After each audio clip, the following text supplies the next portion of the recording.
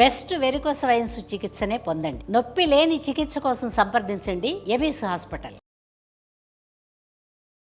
నాగేశ్వరరావు గారండి, జయానండి, అందమైన జీవితం ప్రోగ్రాం నుంచి కాల్ చేస్తున్నాను. అవును మేడం, నేనే నాగేశ్వరరావును. నమస్తే నాగేశ్వరరావు గారు. నమస్తే మేడం. ఎస్ మీరు మెయిల్ చేశారు. సో కళ్యాణ్ చక్రవర్తి గారు కూడా ఉన్నారు.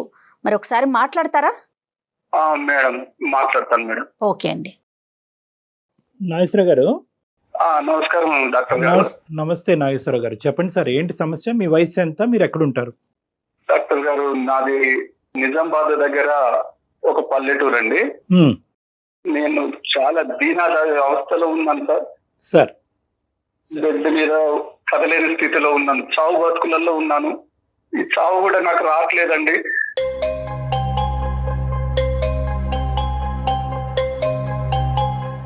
కాదు సార్, అంటే చావు బ్రతుకులు అంటే మంచం మీద ఉన్నారా మీరు? అవునండి, ఒక షుగర్ ఫ్యాక్టరీలో పనిచేసేవాడిని సార్ గత కాలం. ఓకే. అది హై టెన్షన్ వైర్లు ఎలక్ట్రికల్ తగిలి 3వ అంతస్తు నుంచి కింద పడి ఫైనల్ కార్డ్ దెబ్బతిని చావు బతుకుల్లో ఉండి దురదృష్టవశాత్తు బతికానండి.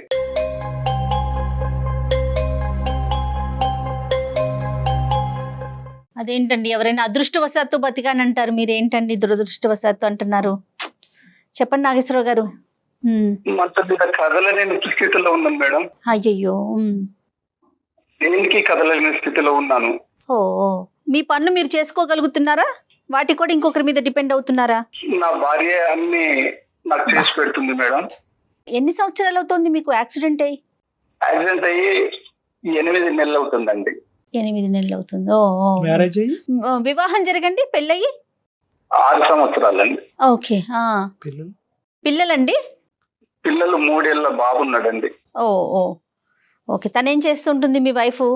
ఈ ఒక 8 నెలలు మాకు చాలా ఆర్థిక పరిస్థితి బాగలేక జాబ్ కు పంపించానండి. జాబ్ వెతకంగా ఒక టెలికాలర్ గా జాబ్ నైట్ షిఫ్ట్ లో జాబ్ వచ్చిందండి. Very good. ఓకే. మీకు కొద్దిగా సో మీకేమి ఇప్పుడు ఆర్థిక పరమైన భారాలు ఏం లేవుగా ప్రస్తుతం?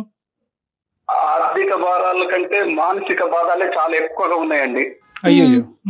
ఇంకా ట్రీట్మెంట్లు ఏదైనా ఉన్నారంటే, అంటే మెడిసిన్ ఏదైనా వాడాల్సిన పరిస్థితి ఉందా ప్రెసెంట్? చచ్చే వరకు మెడిసిన్ వాడాల్సిందండి.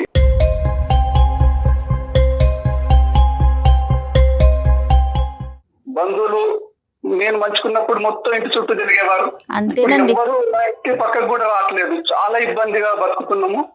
ఇప్పుడు మీరు మొబిలిటీ అనేది పెరిగేదానికి అవకాశం ఉందా సార్? అంటే జీవితాంతం మందులు వాడాలనేది నాకు అర్థం అవుతుంది, ఎందుకంటే ఆ న్యూరోమస్కులర్ కండిషన్స్ కి కొద్దిగా రికవరీ వాడాలి. బట్ రికవరీ స్టేట్ గురించి ఏమని చెప్పారండి? అంటే ఏ part of the spine damage అయింది? అసలు మీరు ఎప్పటికైనా లెగిసి నడిచి తిరిగేటటువంటి అవకాశం ఉందా లేదా?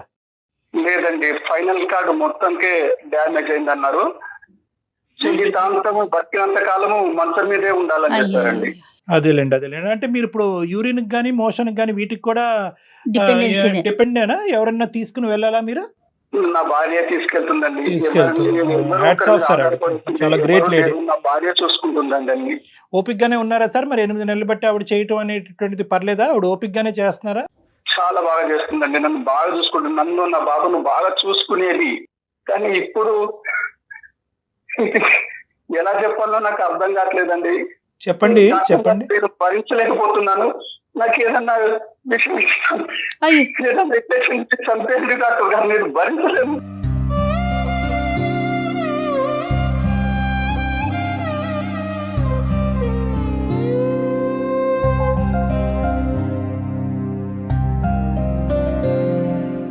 నో నాగేశ్వర గారు, అలా కాదు. మనం ఇక్కడ మీరు చేసింది సమస్యకి పరిష్కారం గురించే గానీ విషయాలు ఇచ్చి చంపేదాని గురించి కాదు. దయచేసి ఆ మాట మీరు అనకూడదు. మేము డబ్బులన్నీ చేతులు అయిపోయినాక 3 నెలలు చాలా ఇబ్బంది పడ్డామండి. ఈ 3 నెలలు ఇబ్బంది పడ్డ తర్వాత ఒక 5 నెలల క్రితము జాబ్ వచ్చి. ఏం జాబ్ అది? దాని వివరాలు ఏంటి? ఆ జాబ్ ఎక్కడ? సాఫ్ట్వేర్ అంతా టెలికాలర్ గా నైట్ షిఫ్ట్ అండి. మరి ఆవిడకి నైట్ షిఫ్ట్ అయితే మరి మీకు ఇబ్బంది ఉండదా? రాత్రి ఎవరైనా పెట్టి వెళ్తారా? మరి ఎలా? బాబు ఎట్లా? పాపం చాలా బాధపడుకుంటూ నాకు అన్ని అరేంజ్ చేసి బాబును అటు ఇటు పోతాడని చెప్పేసి కాలుకు తాడుకు కట్టి నా మంచాన్ని కట్టేదండి.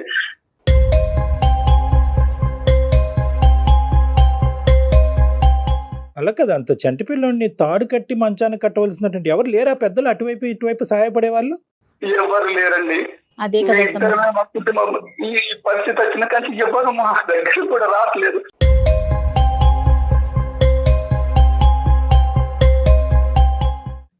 ఈ 3 నెలల నుంచి నేను గమనించింది నా భార్యలో ఏంటంటే కొద్ది రోజుల క్రితం వామిటింగ్ చేసుకుంటుందండి.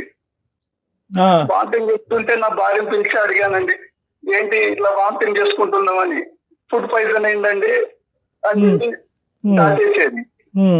3 నెలల తర్వాత డౌట్ వస్తే అమ్మాయిని గమనించినప్పుడు పొట్ట పైకి వచ్చినట్టు కనిపించి నిలదీసి అడిగాను. అయ్యో రామ్మా, ప్రెగ్నెంట్?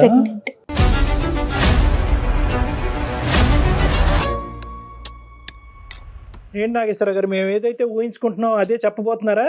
అదే డాక్టర్ గారు, నేను గట్టిగా అడిగినప్పుడు జీతం తీసుకొచ్చి నా చేతిలో పెట్టి బోర్లు ఏడిచేది, కానీ ఏ విషయం నాకు చెప్పేది కాదు.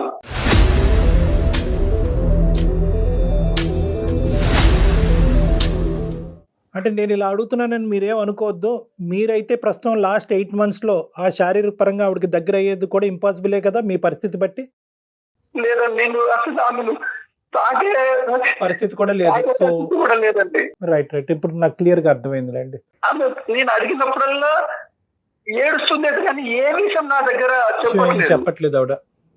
ఈమె జాబ్ పోయినప్పుడల్లా నైట్ నాకు వాళ్ళు అక్కడ ఏం చేస్తున్నారో అని నాకు నిద్ర లేకుండా నా మైండ్ కొంచెం చావాలనిపిస్తుంది డాక్టర్ గారు.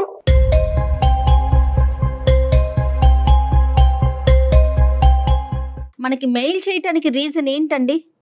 నాకు చెప్పట్లేదు కదా, కనీసం మీకైనా ఈ విషయం చెబుతుందో అని చెప్పేసి మీకు మెయిల్ చేశాను డాక్టర్ గారు. ఏ కారణం చెప్పినా కూడా ఈ రోజు నాగేశ్వరరావు గారు తట్టుకోవడానికి రెడీగానే ఉన్నారా? ఎందుకంటే ఇక్కడ ఆబ్వియస్లీ మీ వల్ల కానటువంటి ప్రెగ్నెన్సీ ఆవిడకి వచ్చింది. మరి నిజంగా వాస్తవానికి ఏంటంటే ఇక్కడ ఏ చెప్పినా కూడా ఎవరి వల్ల వచ్చింది అనేటటువంటి ఫ్యాక్ట్ ఒకటి చెప్తుంది, ఎందువల్ల వచ్చింది అన్నది చెప్తుంది, ఉంచుకుంటుందా ఊడుతుందా అనేటటువంటి అంశం గురించి చెప్తుంది. ఈ 3 అంశాలే చెప్తుంది. నాగేశ్వరరావు గారు ఎటువంటి సమాధానానికి మెంటల్ గా ప్రిపేర్ అయి ఉన్నారు? డాక్టర్ గారు, ఇద్దరం ఒకే ఇంట్లో ఉండి ఇలాంటి భరించలేను డాక్టర్ గారు. నేను కావాల్సి ఉంటే నన్ను ఏదో అనాథాశ్రమంలో పంపించి తన సుఖం తను చూసుకున్నా పర్లేదు.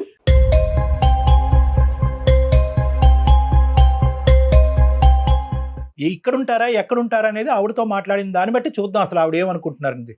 ఫస్ట్ ఆవిడ ఉంటే ఆవిడకి ఇవ్వండి ఫోను. ఓకే డాక్టర్ గారు. కుసుమా, ఒకసారి కదా ఒకసారి ఫోన్ మాట్లాడుతున్నా. డాక్టర్ గారు వచ్చారు, ఫోన్ లైన్ లో ఉన్నారు. ఏంటిది? నేను ఈ డాక్టర్ గారికి, అదే మన కళ్యాణ్ చక్రవర్తి గారు, డాక్టర్ గారు నేను మెయిల్ పెట్టాను మన సమస్యల గురించి కొంచెం సారు విన్నవించుకున్నాను, మీతో మాట్లాడతారంట. నమస్తే అమ్మా, మీ పేరమ్మా? కుసుమ. నమస్తే అండి, నా పేరు కుసుమ.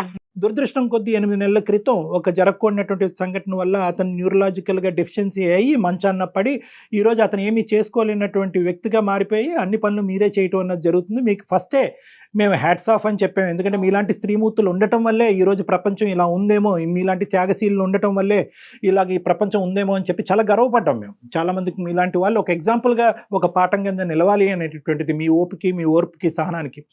కానీ ఏంటంటే తర్వాత phase 2లో అతను మాకు చెప్పినటువంటి అంశం ఏంటంటే, ఉద్యోగం వచ్చిన తర్వాత 3 నెలలు ప్రెగ్నెంటో లేదా 4 నెలలు ప్రెగ్నెంట్గా నా భార్య వచ్చి నా ఎదురుగుంట నిలబడి ఏంటి విచిత్రమైన పరిస్థితి అంటే కనుక ఆవిడ ఏడవటం తప్ప ఇంకో సమాధానం చెప్పట్లేదు, నాకు బతకాలని లేదు, నాకు విషం ఇచ్చి చంపేయండి డాక్టర్ గారు అని చెప్పి మాకు ఈమెయిల్ పంపించాడు.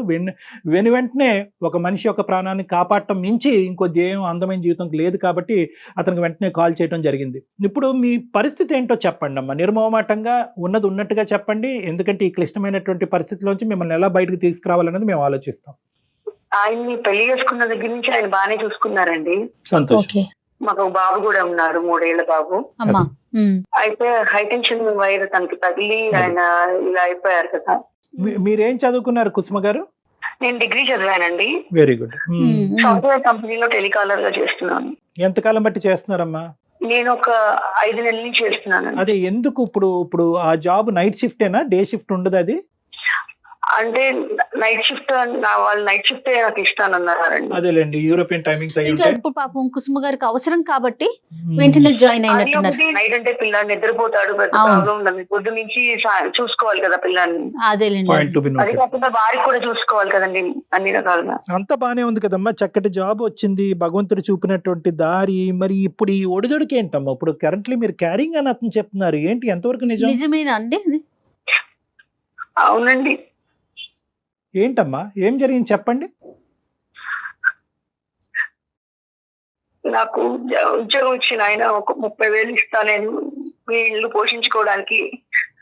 నాకు మా ఇంట్లో ప్రాబ్లం ఉంది, నాకు ఉండండి, నాతో ఉండమని అడిగారండి.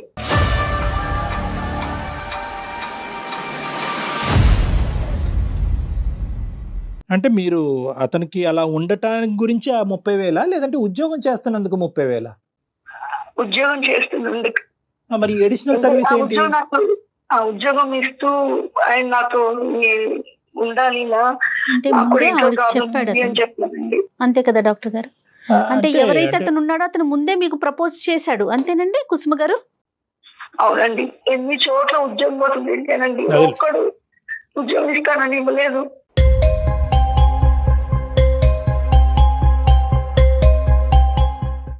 కానీ నా ఫ్యామిలీ నాకు ఇంపార్టెంట్. ఆయన కూడా నా బిడ్డ లాంటి వాడే కదండి. ఆయన మనసులో ఉన్న అతనికి మందు కావాలి, తిండి కావాలి.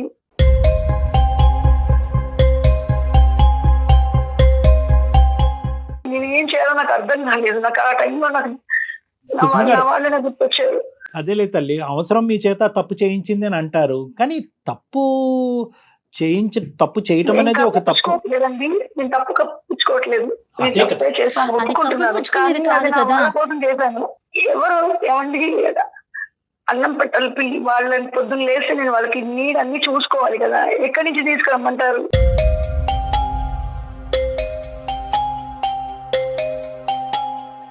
ద థింగ్ ఈజ్ ఒకటమ్మా, అలా ఆర్గ్యూ చేస్తే కనుక ఇంకా ప్రపంచంలో ఉన్న వాళ్ళందరూ వాళ్ళ కడుపు నింపుకోవడానికి తప్పుదారిలో వెళ్ళేటటువంటి కార్యక్రమంలోనే పడాలి, అందరూ చేసేసుకోవచ్చు. అది కాదు ఇక్కడ ఏంటంటే, మీ అవసరం అనేటటువంటిది ఎంత ఇంపార్టెంటో, ఇక్కడ ఎథిక్స్ అనేటటువంటిది, మోరల్ వాల్యూస్ అనేటటువంటిది, దేని గురించి పుట్టి పెరిగేమనేటటువంటిది కూడా చాలా ఇంపార్టెంట్ అంశాలు. మీరేంటంటే, మేము ఈ సబ్జెక్ట్ గురించి మాట్లాడినప్పుడల్లా నా అవసరం ఎవరు తెలుస్తారు, నా బాధ మీరు అక్కడ కూర్చొని మాట్లాడటం ఈజీగానే. నేను ఒక చిన్న పిల్లాడిని మంచానికి కట్టి వెళ్తున్నానంటే నా బాధ ఎంత చంపుకుని వెళ్తున్నాను. అండి అది అసలు అందులో మాటల్లో చెప్పలేనంత బాధ మీరు పడుతున్నారు. కానీ మంచానికి కట్టి ఏ ఆడది వెళ్తుందండి రాత్రిపూట? ఆ పిల్లాడు నిద్రలో లేచి ఏమి అవుతాడు, వాడికి ఆకలి వేస్తుంది, ఇవన్నీ నేను ఆలోచిస్తూనే ఉన్నాను. కానీ నాకు నా పిల్లాడు ఇంపార్టెంట్, నా భర్త ఇంపార్టెంట్ నాకు.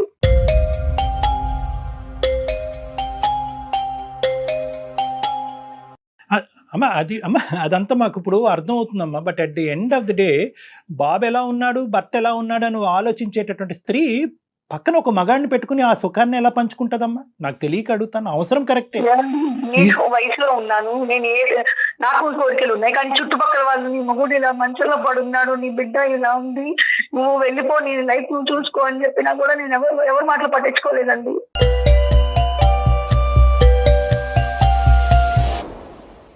అలా వెళ్ళిపోవాల్సింది, ఇరుగు పొరుగు చెప్పినటువంటిది. ఈ అడ్డదిడ్డమైనటువంటి దారిలో వచ్చి ఈరోజు అతనికి ఉన్నటువంటి ఈ శారీరక పరమైనటువంటి మంచం పట్టినటువంటి సమస్య అతనికి చిన్న గోరంత కనిపిస్తుంది. ఈరోజు మీరు మనసు విరగ్గొట్టారు చూడండి, అది కొండంత కనిపిస్తుంది అతనికి. మీరు ఇప్పటి వరకు అతనికి ఏ సహాయం చేయకపోయినా పర్లేదు, ఇది చాలు అతని జీవితానికి. చనిపోయాడు డాక్టర్ గారు, చూసుకుంటే ఎలా బతికేది డాక్టర్ గారు?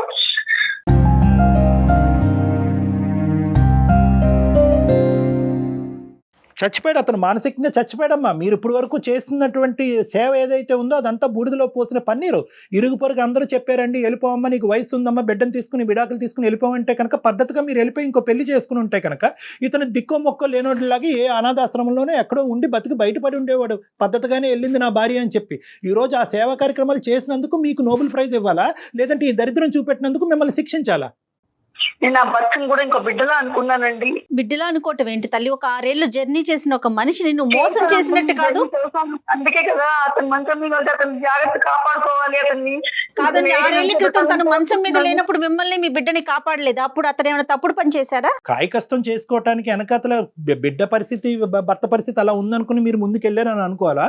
లేదంటే ఇంకా నాకు వయసు ఉంది, నా కోరికలు నాకు ఉన్నాయి, ఆ కోరికలు తీర్చుకోవటానికి ఇంక ఇలాగే మాట్లాడుతుంది సమాజం. ఇలా తప్పుడుగానే మాట్లాడుతుంది. భర్త సుఖ పెట్టట్లేదేమో, భార్య పక్కదో వెళ్ళిందని అంటారు. తట్టుకోగలరమ్మా? ఇవన్నీ పక్కన పెట్టండి. తప్పు ఓకే, నేను అంటున్నాను నా బిడ్డ నాకు నా భర్త ఇంపార్టెంట్ అని ఒక్కటి తప్ప నా మనసులో ఏమీ లేదండి. కరెక్టేనమ్మా, కానీ అదే భర్త అదే బిడ్డ లైవ్ లో ఈ తల్లి ఏం చేస్తుంది, భార్య ఏం చేస్తుంది అంటే చూస్తూ ఉంటే కనుక అప్పుడు కూడా ఇలా కంటిన్యూ అయ్యి ఉండేవారా మీరు? చెప్పండి, నేను చెప్తున్నాను. వాళ్ళొక్కలే కనిపిస్తున్నారు అని అంటున్నారు. వాళ్ళ కళ్ళతో ఈ సన్నివేశాలన్నీ చూసారనుకోండి, అప్పుడు కూడా మీరు కంటిన్యూ అవుతారా? నెంబర్ 1. నెంబర్ 2, ఏదైనా తప్పే. ఏ రాయితో తల పగలు కొట్టుకుంటేనేంటి? తప్పు చేశారు, ప్రెగ్నెంట్ అవటం ఏంటమ్మా? పొద్దున ఆ బిడ్డ పరిస్థితి ఏంటండి? ఉన్నవాడి పరిస్థితి ఏంటి? వచ్చేవాడి పరిస్థితి ఏంటి? కావాలని అడిగారండి. ఏంటమ్మా? తన గుర్తుగా మన ఇద్దరు గుర్తుగా బిడ్డ కావాలని అడిగారండి. ఓరి ఈడు ముద్దు తగలయ్యా. అప్పుడు వాడికి ఏమేమి కోరికలు ఉన్నాయి ముందే లిస్ట్ చెప్పుంటే కనుక ఈ ఉద్యోగం ఉంటుందో ఊడుతుందో అప్పుడే డిసైడ్ అయ్యి ఉండాలి కదమ్మా. ఒకటేమో భార్య కరెక్ట్ కాదు రావాలంటాడు, రెండోది అంటే సెక్షువల్గా ఆవిడ కరెక్ట్ కాదు రావాలని అంటాడు, మూడోది ముద్దుగా బిడ్డనివ్వాలి అని అంటాడు. ఏందమ్మా ఈడు కోరికలు? అసలు అతని లిస్ట్ లో మీరే నెంబరో చూసుకోండి ముందు. అవుట్ వాడితో మన పక్కన ఏంటని తీసుకెళ్ళి ఎక్కడ పడేసే అనేటటువంటి కండిషన్ రేపు వస్తుంది చూడండి, నేను రాసిస్తా. కొడుకుని అనాథాశ్రమంలో వెయ్యి, ఇతను తీసుకెళ్ళి ఇంకో చాట ఎక్కడో వెయ్యని అంటాడు. అయిపోయి నీలాంటి స్త్రీలు ఎంతమంది లేరు సమాజంలో? ఏంటి ఇప్పుడు చేసేటటువంటి పరిస్థితి ఏంటి? అదైనా వివరించండి. ఇప్పుడు మీరు మౌనంగా ఉండి ఇప్పుడు అతనికి నాగేశ్వర గారు మీ ప్రశ్నకి సమాధానం దొరికింది. కట్టుకున్న భర్తను కూడా ఒక కొడుకులాగా భావిస్తున్నాను, నాకు 2 కొడుకులు, వీళ్ళిద్దరిని కాపాడటం కోసం నేను ఆ పని చేశానంటే అది అసలు జయ గారు ఒకటి వెరీ క్లియర్, వాళ్ళిద్దరూ లైవ్ లోనే ఉన్నారు కాబట్టి ఇద్దరికి నేను చెప్పేది ఏంటంటే, ఎటువంటి సంజాయిషి చెప్పినా కూడా at the end of the day it's an ethical mistake. ఇది తప్పు చేశారు అని చెప్పేటటువంటి అంశం వెనకాతల అవసరం భర్త బిడ్డలాగా చూసుకున్నాను, భర్తని బిడ్డలాగా చూసుకున్నాను, చంటి పిల్లోళ్ళలాగా సాకాను, ఇవన్నీ కవర్ అయిపోయినాయి అమ్మా. అవన్నీ 1% ఆఫ్ ద షో. మీరు చేసినటువంటి పని ఏదైతే ఉందో అది 99%. తప్పు వెనకాతల కండిషన్స్ ఎప్పుడైతే కనుక మీరు చెప్తున్నారో ఆటోమేటిక్గా మీ తప్పు కాదు అన్నట్టుగా మాట్లాడుతున్నట్టు అయిపోతుంది. డాక్టర్ గారు నాకు ఏదో దారి చూపించండి డాక్టర్ గారు. ఇదంతా వినుకుంటూ చూసుకుంటూ బతకలేదు డాక్టర్ గారు. ఈ మానసిక వేదన అవిటితనం కంటే ఈ మానసిక వేదన ఎక్కువ అవుతుంది. నాకు ఏదో దారి చూపించండి.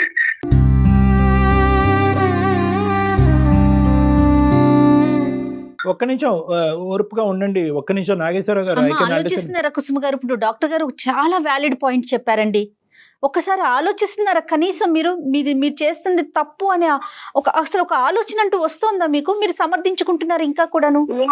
తప్పు చేశాను, ఒప్పుకుంటున్నా. నేను తప్పు చేశాను, కానీ నేను చెప్పినది నిజమే చెప్తున్నాను. నా ఫ్యామిలీ కోసం నేను ఏం తప్పు చేసినా ఫ్యామిలీ కోసం ఆ టైంలో నాకు ఆ సిచ్యువేషన్ లో నేను ఏం చేయాలో అర్థం కాలేదు. ఓకే నా అవసరం అలాంటిది కాబట్టి నేను ఇలా దిగజారిపోయాను అనేటువంటి మాట అనుకోకండి. మీరు ఎప్పుడు కూడా నేను ఒకటే పాయింట్ చెప్తున్నాను, మీరు చేసిన ఎంతో మంది దగ్గరికి వెళ్ళానండి, ఒక్కరు సాయం చేయలేదు మాకు. ఎవరు సహాయం చేయలేదు తల్లి, కాదనట్లేదు. ఈ రోజు మీ హస్బెండ్కి ఏం చెప్దాం అనుకున్నారు? ఈ కార్యక్రమం మొదలుపెట్టి ఆ మహానుభావుడితో ఈ పనికిరాని ప్రయాణం స్టార్ట్ అయిన తర్వాత ఆడు ఓన్లీ ఫిజికల్ కాదు, బిడ్డ కావాలని కూడా కండిషన్ పెట్టాడు మహానుభావుడు. చాలా పెద్ద ఎజెండా మీద ఉన్నాడు. ఎంతమందిని కడుపు చేశాడో మరి నాకు తెలియదు. కానీ ఇప్పుడు నీ భర్తకి ఏమని చెప్దాం అనుకున్నావు? ఏమని చెప్పినా కూడా మంచాన్ని మీద పడిన నీ గురించి నేను చేస్తున్నాను, బిడ్డ గురించి నేను చేస్తున్నాను అనే ఒక కథ ఇప్పుడు ఏదైతే మీరు మాకు వినిపిస్తున్నారో, సారీ కథ అంటే కనుక మళ్ళీ మీకు కోపం వస్తుంది. ఇటువంటిది చెప్తే కనుక అతను చల్లబడిపోతాడు అనుకుంటావా? 6 సంవత్సరాల పాటు ప్రయాణం చేసినటువంటి మీ భర్త యొక్క వ్యక్తిత్వం మీకు తెలియదు? చెప్పుకోలేకపోయాను కాబట్టి నేను మౌనంగా ఉండిపోయానండి. లేదు, మౌనం అంగీకారం బేసికలీ కాదు. 3 నెలలు మీరు చెప్పలేకపోయారు, ఇంకొక 6 నెలలు పోయాకైనా చెప్పాలిగా. ఈ రోజు ఆ పెద్ద ఆయన అలా విలపించుకుంటూ మమ్మల్ని అడుగుతున్నాడు. అతను మంచం మీద పడి అతను వెన్నుపోసి ఇరిగిపోయి ఈ కర్మను ఎక్కడ కూడా ఊహించుకుని ఉండడు. లేదంటే కనుక ఎప్పుడైతే వెన్నుపోసి ఎరిగిందో ఇది ముందుగానే తెలిస్తే కనుక ఆ రోజే విషయం మింగి చచ్చిపోయి ఉండేవాడు అతను. చెప్తున్నాను నిజంగా, ఎందుకురా దేవుడా బతికించేవని అంటున్నాడు అతను. ఇప్పుడు ఈ సమస్యకి పరిష్కారం డాక్టర్ కళ్యాణ్ చక్రవర్తి చెప్పాలా, కుసుమ చెప్పాలా? మీరు ఆయన నన్ను పెళ్లి చేసుకుంటానని చెప్పారు. ఎవరు? ఆయన పెళ్లి చేసుకుంటా అన్నారు. వాడికి ఇదే పనా అమ్మా? నిన్ను నీ పిల్లాన్ని కూడా చూసుకుంటానని చెప్పారండి. శభాష్. ఓకే, ఇది కూడా. సో మొత్తం అన్ని కండిషన్లు మాట్లాడుకుందాం. ఒకటి ఏంటంటే భార్యతో గొడవ కాబట్టి నువ్వు ఉండాలి, రెండోది ఏంటంటే ఆవిడ ఫిజికల్గా ప్రాబ్లం కాబట్టి నువ్వు సెక్షువల్గా నన్ను సుఖపెట్టాలి, బిడ్డను కావాలి, ఫైనల్గా పిల్లోడిని కూడా కనాలి. ఇంక ఇది రాలేదేంటి? మీ ఆయన మెడ పట్టుకుని బయటకు గెంటాలి అనేది రాలేదేంటమ్మా? ఇవన్నీ నేను బతకాలి డాక్టర్ గారు, ఇంకా నేను బతికి ఏం చేయాలి డాక్టర్ గారు?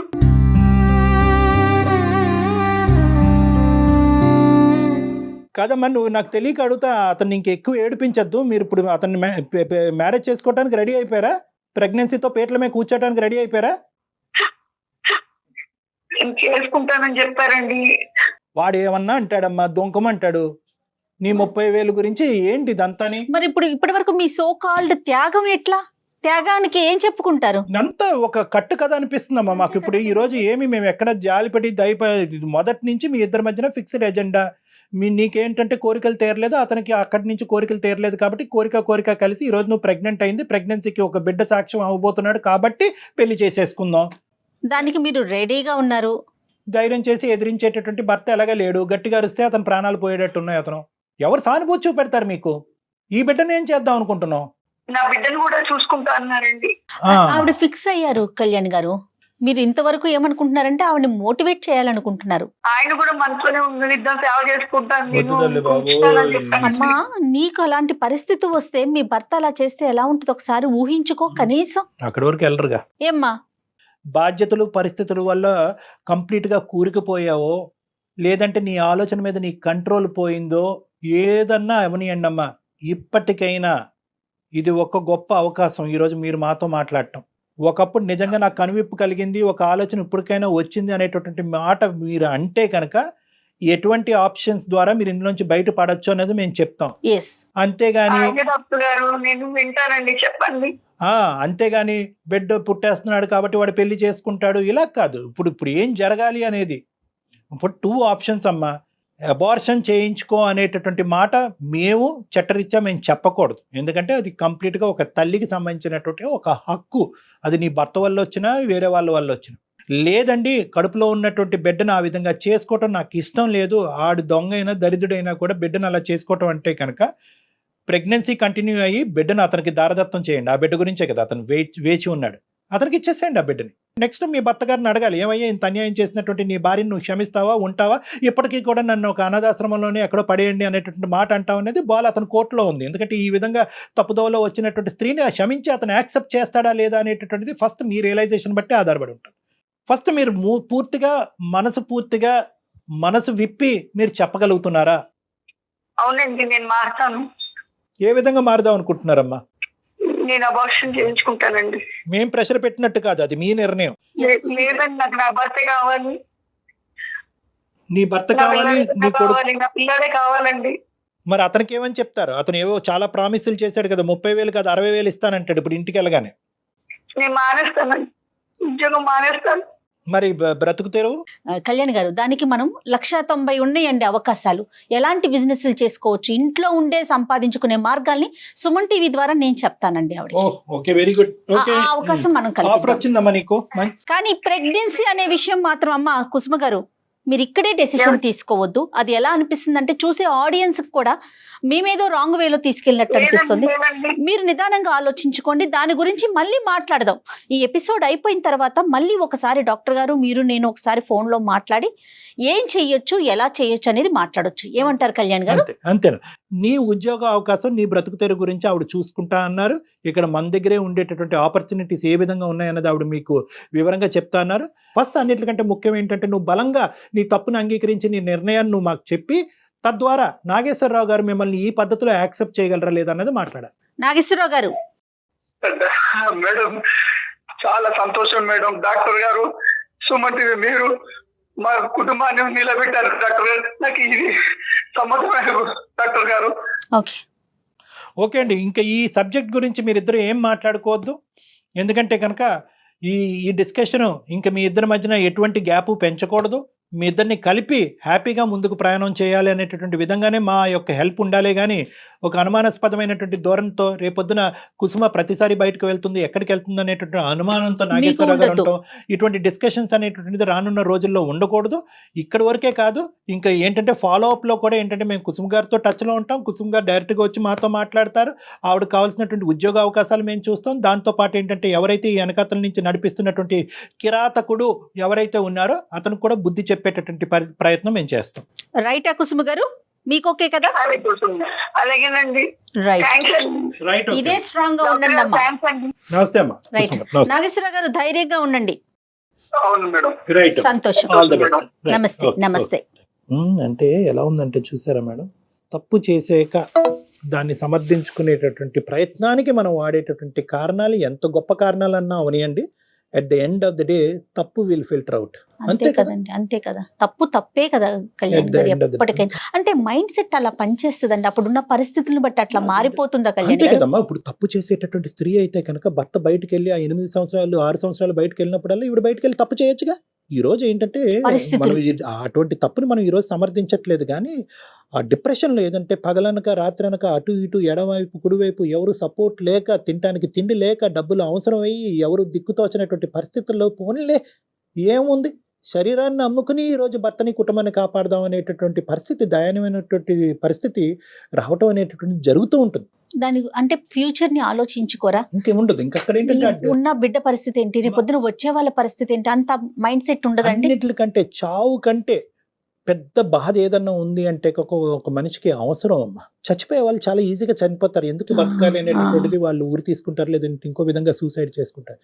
నేను బతకాలి కానీ నా అవసరం ఎవరు తీరుస్తారు, నా భర్త నా పిల్లల యొక్క అవసరం ఎవరు తీరుస్తారు అనేటటువంటి బాధ ఉంటుంది చూడండి, ఆ ముళ్ళు ఉంటుంది చూడండి, అది మనిషిని మానసికంగా బతుకుండగానే చంపేస్తుంది. సో అందులోంచి బయట పడాలి అనేటప్పుడు ఏది ఎతికలు, ఏది మోరలు, ఏది రాంగ్, ఏది రైట్ అని ఆలోచించినటువంటి పరిస్థితిలో ఉంటారు.